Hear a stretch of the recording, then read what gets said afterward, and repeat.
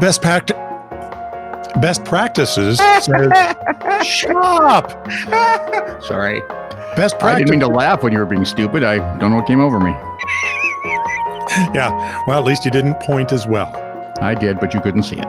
Best practice says, tease your show. This is true, really news with Scott Combs and Tony Verkinnes.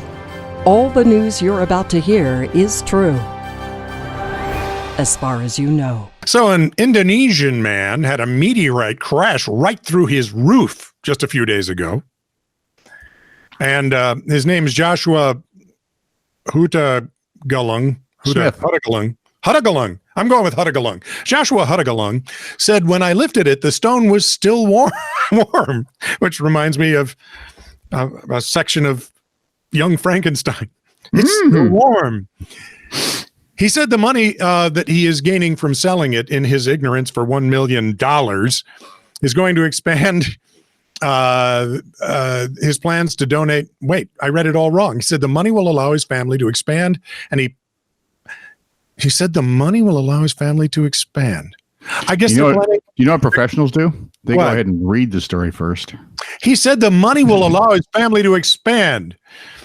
And in his ignorance, he's selling it for $1 million so his family will be able to get really fat. Shut up. Do your own damn story. I'm having way too. Having nearly smart devices rely on one service from one provider may not be the smartest of solutions. The world got a reminder of that November 25th when the AWS crashed. Actually, it was Amazon's US East 1 data center began to experience connectivity issues. You know, that's what the NFL's been pushing all this year. They have. Actually, they all have. Oh, yeah? AWS, yeah, they're all over. Okay. That meant that any service that relied on the AWS in the region could no longer communicate with its users. Oh, my. So folks around the world started losing things, like control of their website. Was it the Washington Post lost theirs? Yeah, or at least they got reduced. Something happened. It wasn't working optimally. And I'm guessing every other website that tried to make cash was struggling. People were unable to run their vacuums. What's going on with my Roomba, I believe, was the cry heard. My blanking doorbell doesn't work anymore. Thanksgiving. Yeah. Your doorbell doesn't work either. Well, so when the repairman comes, you can't hear him. How would he know he's there unless he knocked? Well, there is that. It's Another user found out that not even his Christmas lights would work without the AWS functioning.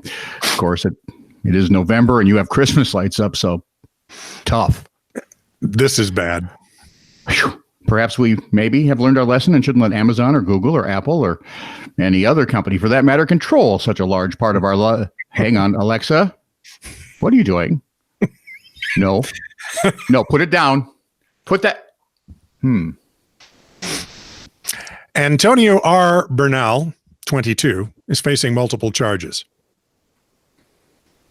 They would be? Well, a family in Northwest Portland's Cedar Mill community started their Thanksgiving dinner and immediately ran into a problem. They noticed things were moved around and amiss. And they noticed someone didn't flush. Oh, no. Oh, yes. Was some of the porridge too hot? I'm thinking some of the porridge was too greasy. Yeah, probably. In any case, they went looking around the house, found him rifling through one of the cars, held him till cops got there. So, luckily, he didn't mistake the car for the bathroom.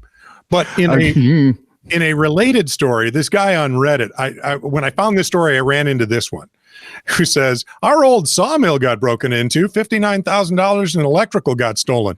Cops asked if we found any poop. What? Turns out a notorious local thief left poop as his calling card. Turns out the cops were collecting every sample to harvest his DNA. Once he gets busted and the DNA gets linked, he'll go down for dozens of thefts, which led which left one respondent to say, Note to self, collect homeless man's poops, commit several grand larcenies.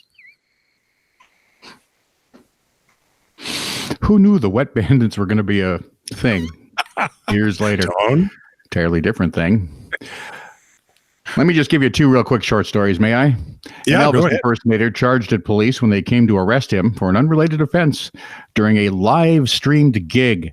A gig is a job for those of us who Don't have gigs. aren't, challenged by the... Anyway, Dean Holland was delivering an online performance from his home in Leeds when Elvis in Leeds. It just doesn't... Anyway, police in face masks burst in. After lunging at one officer, Holland asked, "What the blank?" An officer told him, "We've been trying to get in for 20 minutes. An officer then told him to calm down. And Holland replied, "I am calm."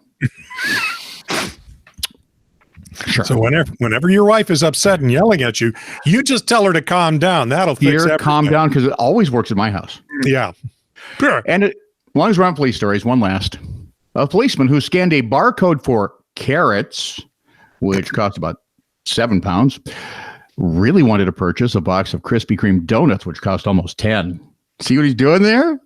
He's switching price tags. He's been sacked for gross misconduct, which, nice policeman. Wouldn't that be grocery misconduct?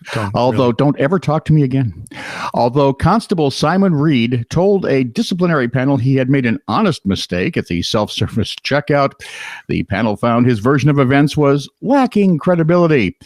Since the incident, the officer has received prank calls offering him donuts.